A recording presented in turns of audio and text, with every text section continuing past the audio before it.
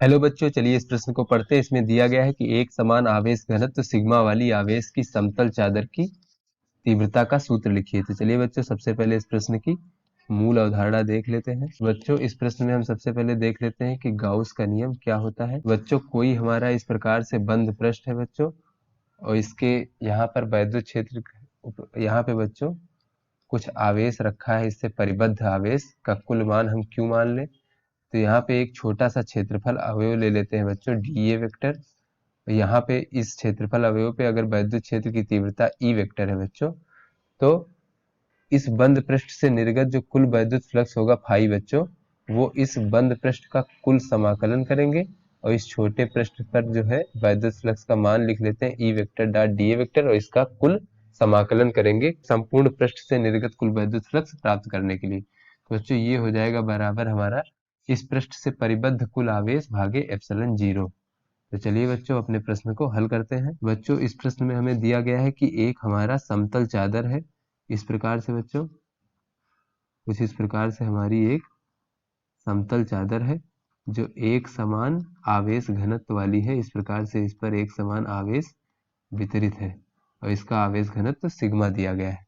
तो बच्चों, इसके बाहर किसी बिंदु पर यहाँ पे हमसे वैद्युत क्षेत्र की तीव्रता पूछी जा रही है। तो इससे होकर जाने वाला एक हम बेलनाकार बच्चों एक गॉसियन पृष्ठ खींच लेते हैं इस प्रकार से। तो बच्चों, इस गॉसियन पृष्ठ से निर्गत कुल वैद्युत फ्लक्स का मान अगर हम देखें बच्चों, तो फाई बराबर हो जाएगा। तो यहाँ पे बच्चों इस बिंदु पर अगर वैद्युत क्षेत्र की तीव्रता ई मान लें, और इसका जो क्षेत्रफल है वो, इसको बच्चों हम एस वेक्टर मान लेते हैं। तो यहाँ पर भी बच्चों वैद्युत क्षेत्र इस प्रकार से हो जाएगा हमारा। इस तरफ जो है बच्चों वैद्युत क्षेत्र इस प्रकार धनावेश से दूर की ओर, और इस तरफ भी धनावेश से दूर की ओर इस प्रकार वैद्युत क्षेत्र की तीव्रता होगी।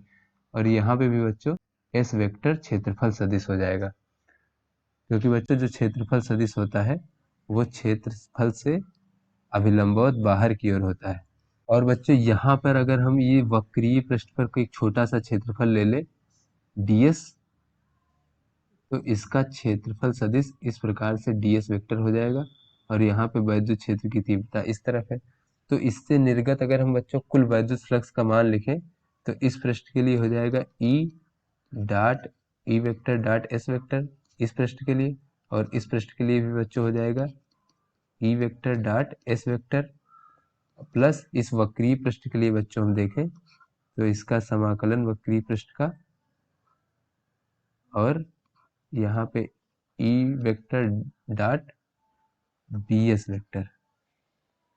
तो चलिए बच्चों इसको आगे हल करते हैं। तो ये हमें प्राप्त हो जाएगा ई डॉट डी एस बच्चों होता है ई का मान परिमाण और गुणे क्षेत्रफल का परिमाण, और कास थीटा, थीटा होता है बच्चों क्षेत्रफल सदिश, और इस जो वैद्युत क्षेत्र की तीव्रता है इसके बीच का कोण। तो बच्चों ये दोनों एक ही दिशाएं में हैं, तो इसके बीच का कोण 0 डिग्री होगा, तो ये 0 डिग्री हो जाएगा। इसी प्रकार बच्चों ये भी ई एस कास 0 डिग्री हो जाएगा।